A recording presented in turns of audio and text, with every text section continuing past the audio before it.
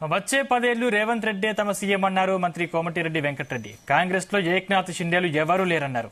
అందరం రేవంత్ రెడ్డి ఆధ్వర్యంలో పనిచేస్తున్నామని తెలిపారు. హరీష్ రావు, మహేశ్వర్ రెడ్డి నోరు అదుపులో పెట్టుకోవాలని వార్నింగ్ ఇచ్చారు. అంతేకాదు పనికిరాని చిట్ చాట్లు బంద్ చేయాలని సూచించారు మంత్రి కోమటిరెడ్డి వెంకటరెడ్డి. కార్యకర్తలు లేరు, ప్రజలు లేరు, వాళ్ళకి అభ్యర్థులు లేక వాళ్ళ బాధ కాదు, వాళ్ళ మాటలు కానీ కాకపోతే ఒకటే తీవ్రంగా ఎందుకు ఖండిస్తున్నానంటే, నిన్న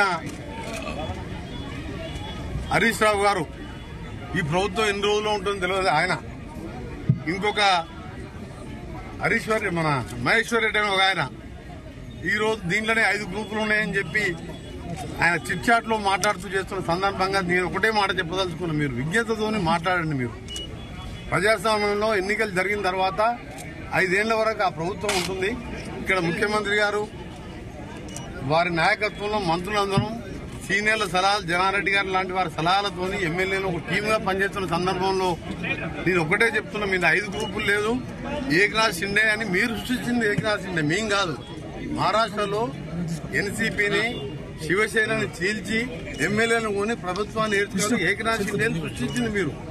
మా దగ్గర ముఖ్యమంత్రిగా రేవంత్ రెడ్డి గారు 5 ఏళ్లు ఉంటారు, ఇంకా 5 ఏళ్లు 10 ఏళ్లు కూడా ఉంటారు. నేను ఒకటే చెప్తాను, ఇంకా ప్రతిసారి నా పేరు కూడా వాడుతుంది మహేశ్వర్ రెడ్డి.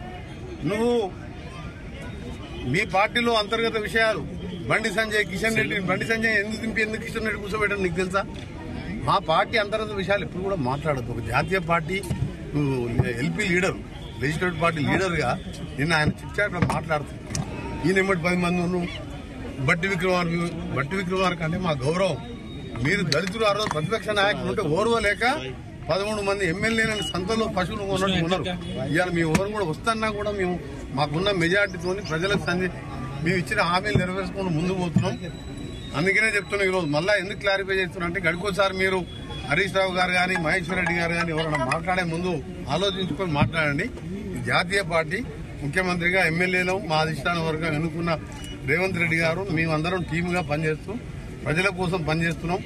100 ఏళ్ళు 10 ఏళ్లలో 100 ఏళ్ళ వెనుక ఈ తెలంగాణని ఇవాళ నల్గొండ జిల్లా, కృష్ణా జిల్లా, మహబూబ్నగర్, ఖమ్మం జిల్లాను ఎండబెట్టిన మీరు ఇవాళ 36 సీట్ల 33 సీట్లు కాంగ్రెస్ 60-70 వేల మెజార్టీతో గెలిచినాం.